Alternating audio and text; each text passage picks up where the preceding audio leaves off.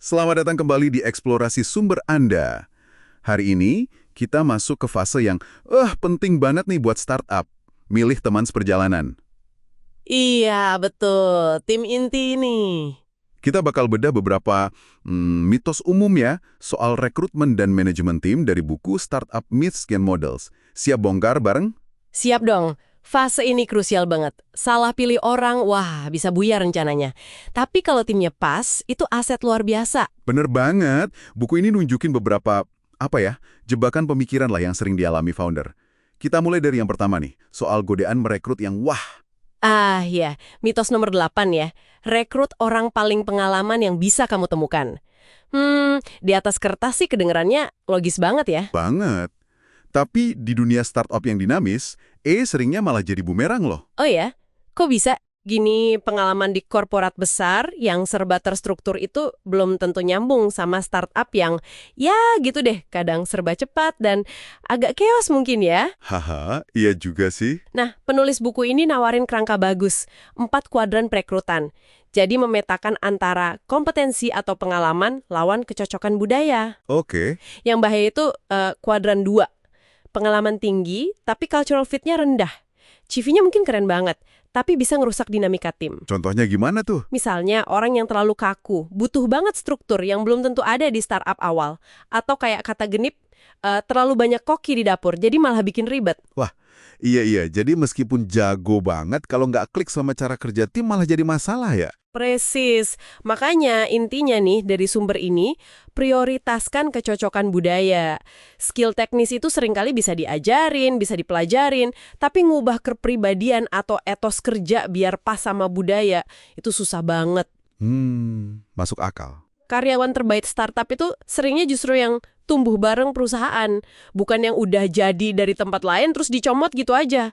Anda pernah ngalamin dilema ini nggak? Antara CV kinclong tapi kok rasanya kurang pas, sama yang potensinya gede dan kayaknya bakal cocok banget sama tim. Wah, pertanyaan bagus itu buat direnungin para founder. Oke, jadi milih orang yang pas itu penting. Nah, setelah mereka gabung, gimana cara ngelolanya? Buku ini juga nyinggung 2 ekstrim di mitos nomor 9. Antara lepas tangan sama sekali, Atau malah terlalu ikut campur, ya kan? nah itu dia. Betul banget. Founder sering kejebak di salah satu sisi ini. Ada gaya, biar saya aja deh lebih cepat. Sering dengar tuh. Nah, ini biasanya muncul di area yang emang foundernya jago banget. Ingat cerita Bill Gates yang konon nulis editor 4K sendiri?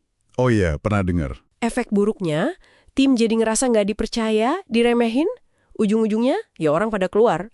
Analoginya kayak penunggang kuda yang nyoba ngontrol tiap otot kudanya. Capek banget dan nggak efektif. Itu sisi micromanage ya. Terus kalau yang kebalikannya, yang terlalu lepas tangan. Nah, itu ekstrim, ya udah biarin aja mereka kerja. Ini bisa jadi karena nggak percaya sama konsep manajemen. Mungkin gara-gara nonton Dilbert atau Office Space. Bisa jadi, bisa jadi. Atau ya emang nggak tahu cara ngelola. Akibatnya, manajer jadi kayak nggak ada, tim bingung arahnya mau kemana, nggak ada akuntabilitas. Sama-sama bahaya kan? Iya juga ya. Dua-duanya nggak bagus. Pasti susah ya nemuin tengahnya. Apalagi kalau itu anak kita sendiri atau bidang jagoan kita. Emang nggak gampang, kuncinya kayak di cerita Siddhartha sama Senar Sitarnya itu loh. Harus nemuin jalan tengah. Oh, gimana tuh analoginya? Senar sitar itu kan nggak boleh ditarik terlalu kencang, nanti putus. Itu ibarat micromanage. Oke. Tapi juga nggak boleh terlalu kendor, nanti nggak bunyi. Itu ibarat manajer yang absen. Paham.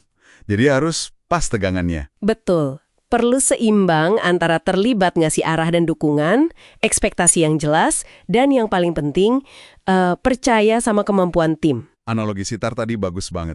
Keseimbangan itu kunci.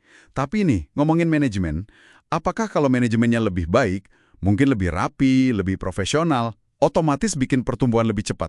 Ini kan asumsi umum ya. Gimana kata buku ini soal mitos nomor 10? Nah, justru ini yang menarik. Startup Myths and Models nantang asumsi itu, penulis cerita pengalamannya di startup pertamanya, Brainstorm. Itu tumbuhnya cepet banget justru pas timnya belum banyak pengalaman. Oh iya. Terus?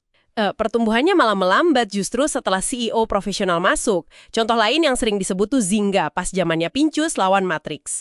Atau Apple pas Jobs lawan Scully. Iya. Manajemen profesional itu bawa efisiensi, bawa proses, bagus buat skala. Tapi seringkali, percikan awal inovasi sama pertumbuhan yang meledak-ledak itu datangnya dari energi, visi, dan kadang ya kegilaan founder. Jadi, energi founder itu kayak bensin roket di awal gitu ya. Sesuatu yang nggak bisa digantiin sama proses serapi apapun. Bisa dibilang gitu, terutama di fase-fase paling awal. Pertumbuhan yang sesungguhnya itu biasanya dipicu sama product market fit. Titik di mana pasar benar-benar mau dan nyerap produk kita. Oke, jadi produknya dulu yang harus kena. Betul. Manajemen yang baik itu perannya mengelola dan memperkuat pertumbuhan yang udah ada, itu. Bukan menciptakan pertumbuhan dari nol. Jangan sampai kita salah kaprah, mikir kalau efisiensi operasional itu mesin utama pertumbuhan. Padahal di awal, yang paling penting itu validasi pasar. Paham. Kayak kata Randy Komisar, kepemimpinan yang ngasih inspirasi visi itu beda dan seringkali lebih krusial di awal daripada sekedar ngurusin proses doang. Oke, jadi kesimpulan penting dari pembahasan kita hari ini, dari sumber ini ya, buat bangun tim startup yang solid, pertama, rekrut utamain kecocokan budaya. Betul. Kedua, pimpin dengan keseimbangan antara ngasih arahan sama ngasih kebebasan. Jangan terlalu narik, jangan terlalu ngendorin senarnya. Pas banget. Dan ketiga, ingat kalau mesin pertumbuhan awal itu produk yang dicintai pasar, bukan cuma manajemen yang efisien. Tepat sekali. Ini soal nemuin orang yang pas, buat fase perjalanan yang pas, dan mimpin mereka dengan cara yang relevan sama tantangan saat itu. Mungkin gayanya juga perlu berubah seiring waktu. Nah, sebagai penutup nih, mungkin ada satu pemikiran buat Anda renungkan lebih dalam, terinspirasi dari sumber kita tadi. Seberapa besar sih peran strategi rekrutmen yang direncanain matang-matang buat bangun tim sukses, dibanding cuma nemuin orang-orang yang punya obsesi sama terhadap visi founder? Menarik itu. Mengingat kutipan Brad Feld, saya nggak nyari pengusaha yang passionate. Saya nyari pengusaha yang obsessed. Sesuatu buat direnungkan ya. Sampai jumpa di pembahasan berikutnya.